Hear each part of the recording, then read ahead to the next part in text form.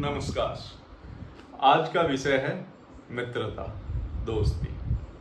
चूंकि कल friendship day है तो सोचा इसी से संबंधित एक वीडियो आपके बीच लाया जाए। तो समझते हैं आखिर दोस्ती है क्या। दोस्ती एक पवित्र रिश्ता है जो लिंग, जाति, उम्र इन सब से ऊपर उठकर बनाया जाता है।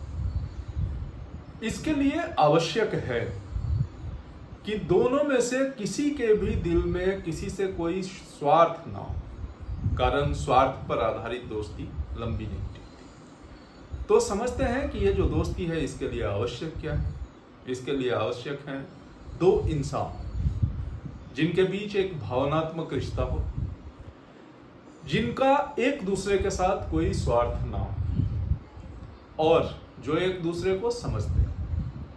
तो दोस्त बनाने के लिए आवश्यक है एक ऐसे इंसान की जो आपके साथ आपके हर सुख दुख में संबल बनकर खड़ा रहे।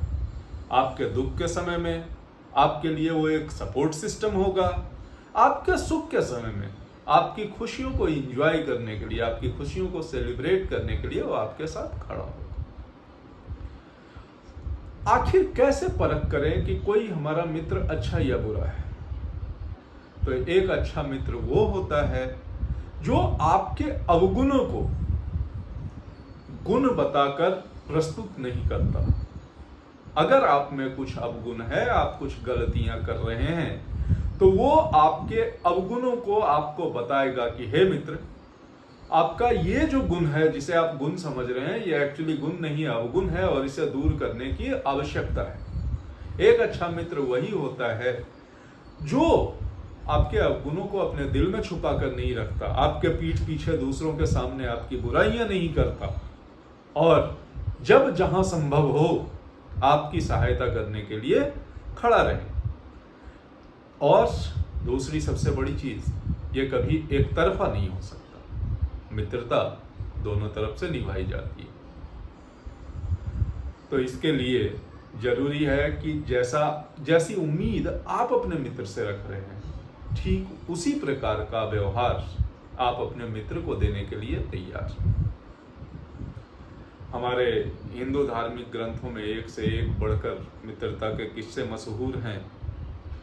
कृष्ण सुदामा, कृष्ण अर्जुन, कर्ण दुर्योधन, तो ऐसे अनेक किस्से हैं जो मित्रता के को एक अलग लेवल पे लेके जाते हैं, उसकी एक अलग अलग परिभाषा करते हैं। हम दुर्योधन को एक कपटी, एक अधर्मी मानते हैं, लेकिन दुर्योधन ने कर्ण के साथ अपनी मित्रता क्या खूब निभाई। उनकी मित्रता में भी कोई स्वार्थ नहीं था। कर्ण के दिल में दुर्योधन से कुछ पाने की इच्छा नहीं थी। दुर्योधन ने जब मित्रता की तो कर्ण को एक मित्र की तरह रखा और कर्ण को जब यह भी पता चल गया कि सामने लड़ने वाले उसके अपने सहोदर सह उदर भ्राता हैं, उसके बाद भी उसने दुर्योधन के साथ मित्रता निभानी नहीं छोड़ी। वो कभी दुर्योधन के पाप कर्म में साथी नहीं बना, लेकिन जब उन पाप कर्मों का दंड भोगने की बात आई तो वो दुर्योधन के साथ कंधे से कंधा मिलाकर खड़ा था। कृष्ण अर्जुन की मित्रता के बारे में हम जानते ही हैं। अर्जुन के हर एक बुरे समय में कृष्ण उसके साथ खड़े थे। महाभारत के युद्ध में जब अर्जुन विचलित हो रहा था, जब अर्जुन रण छोड़कर भागने की स्थिति में था, तब श्री कृष्ण ने उसको गीता का ज्ञान देकर युद्ध के लिए प्रेरित किया। उसे बताया कि धर्म की रक्षा के लिए, धर्म की स्थापना के लिए ये युद्ध आवश्यक है। अर्जुन के मन के डर को निकालकर बाहर फेंका। महाभारत के युद्ध में कई एक बार अर्जुन विचलित हुआ, लेकिन श्री कृष्ण ने हर एक बार अर्जुन को उस विचलन से, मतलब वो जो मनोदशा थी युद्ध को छोड़कर भागने की, उस मनोदशा से बार बार बाहर निकाला। श्री कृष्ण और सुदामा की मित्रता जग जाहिर है किंवदंती बन गई है। श्री कृष्ण और सुदामा की मित्रता के बारे में हम पहले से ही जानते हैं। हमने जो भी पढ़ा है उसके आधार पर जो हमारी समझ कहती है कि श्री कृष्ण और सुदामा जब बचपन की दोस्ती के बाद दोनों अलग अलग हो गए, सुदामा की स्थिति दरिद्रों वाली, श्री कृष्ण बन गए द्वारकाधीश। सुदामा के मन में कभी भी यह विचार नहीं आया कि उनको कृष्ण के पास जाना चाहिए।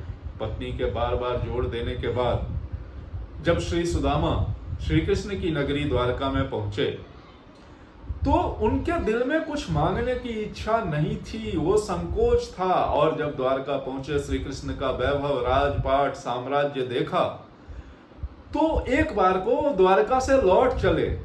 उनके दिल में अपने मित्र के प्रति वो जो इच्छा थी कि अगर दुनिया को पता चलेगा, लोक लाज का जो भय था कि अगर लोगों को पता चलेगा कि द्वारकाधीश का मित्र इतना दरिद्र है तो द्वारकाधीश की इज्जत पे बट्टा लगेगा। सुदामा की अपनी जो स्थिति है, उनको अपनी इज्जत का कोई परवाह नहीं, लेकिन अपने मित्र की इज्जत, अपने मित्र का सम्मान का इतना परवाह था कि वो एक बार को द्वारका से लौट चले। दरवाजे तक पहुंचे, दरवाजे पर पहुंचकर संकोच के कारण वो द्वारपाल से कह नहीं पा रहे थे। खैर, जैसे तैसे उन्होंने द्वारपाल को बताया कि हम मित्र हैं। जब श्री कृष्ण को आने में देर हुई तो सुदामा के मन में यह विचार आया कि कहीं श्री कृष्ण को ये तो नहीं लग रहा कि उसका कौन सा मित्र इस फटेहाल अवस्था में आ गया है, या ये जो संदेशवाहक है, ये जो द्वारपाल है, उसने मेरा मैसेज, मेरी दशा देखकर पहुंचाया या नहीं पहुंचाया। तो ये तो थी सुदामा के मन की बात। उसके बाद हम देखते हैं श्री कृष्ण के दिल की अवस्था। जब श्री कृष्ण को यह संदेश प्राप्त हुआ कि उनका बाल सखा, उनका मित्र सुदामा उनके दरवाजे पे पहुंचा है, तो उनको अपने तन का होश नहीं था। द्वारकाधीश नंगे पैर अपने मित्र के स्वागत के लिए बिना किसी सुरक्षा के भाग पड़े। श्री कृष्ण की पटरानियां यह देखकर आश्चर्यचकित हो गई कि आखिर ऐसा कौन सा मित्र है, आखिर ऐसा कौन सा आगंतुक है जिसके लिए द्वारकाधीश नंगे पांव इस तरह से अधीर होकर भागे जा रहे हैं। तो ये थी मित्र से मिलने की कामना, मित्र से मिलने की बेचैनी, जिसने श्री कृष्ण यानी द्वारकाधीश को भी पैदल भगा दिया, बिना पैरों में चप्पल के, बिना पैरों में जूते के भगा दिया। और जब सुदामा से उनका मिलन हुआ तो हृदय में जो विरह की आग थी, इतने दिनों का जो बिछड़ा हुआ एहसास था, उसको उन्होंने सुदामा को सम्मान देकर सुदामा के पैरों को अपने अश्रुओं से धोया। उनका आदर सत्कार। और श्री कृष्ण तो खैर जगदीश हैं, जगत के धीश हैं। तो सुदामा जब अपने द्वारा लाए गए संदेशे को, अपने द्वारा लाए गए भेंट को श्री कृष्ण को नहीं सौंप पा रहे थे, तो श्री कृष्ण समझ गए कि सुदामा को संकोच हो रहा है, और तब जबरदस्ती उन्होंने भाभी की भेंट कहकर उनका जो संदेशा था, उनकी जो भेंट थी, वो उन्होंने ले लिया। और बिना मांगे, श्री कृष्ण को भी पता था कि सुदामा मरता मर जाएगा लेकिन हमसे कभी याचना नहीं करेगा, तो बिना मित्र के मांगे उन्होंने हर एक मुट्ठी च्योरे में सुदामा को एक लोक का स्वामी बना दिया। अंत में श्री कृष्ण की पत्नी को उन्हें रोकना पड़ा कि अगर ये आखिरी दाना भी आपने ले लिया तो उसके बाद हमारे रहने के लिए कौन सा लोक बचेगा। खैर, ये तो थोड़ी सी अलग सी बात हो गई, लेकिन एक मित्र की दूसरे मित्र से मिलने की बेचैनी, मिलने के बाद का स्नेह और एक दूसरे के प्रति समर्पण कि बिना मांगे उसके दिल की बात समझ जाना, यह सब कुछ दिखाता है कि एक अच्छा मित्र किस स्तर का होता है। मित्रता में कभी एक दूसरे से उम्मीदें लगाकर ना रखें, एक दूसरे से अपने स्वार्थ की पूर्ति के लिए ना जुड़े। आजकल देखा जाता है कि बहुत सारे मित्र हम बना तो लेते हैं, एक दूसरे से जुड़ने की हमारी चाह बहुत सारे अच्छे दोस्त बना तो देती है, लेकिन जब हमारे विचार नहीं मिलते, जब हमारे मित्रों का स्वार्थ पूरा हो जाता है, तो वो हमसे अलग हो जाते हैं। कम मित्र बनाएं, अच्छे मित्र बनाएं, जो आपको समझें, जो आपके साथ निभा सकें, जिनके साथ आप निभा सकें। तो आने वाले मित्रता दिवस पर संदेश है कि आप मित्र बनाएं, एक ही मित्र बनाएं, 2 मित्र बनाएं, जितने बना सकते हैं उतने ही बनाएं, लेकिन जितनी मेहनत आप मित्र बनाने में कर रहे हैं उससे ज्यादा मेहनत लगती है उस मित्रता को निभाने में। तो एक बार बनी हुई मित्रता को जिंदगी भर निभाएं, ये संदेश सबके लिए। धन्यवाद।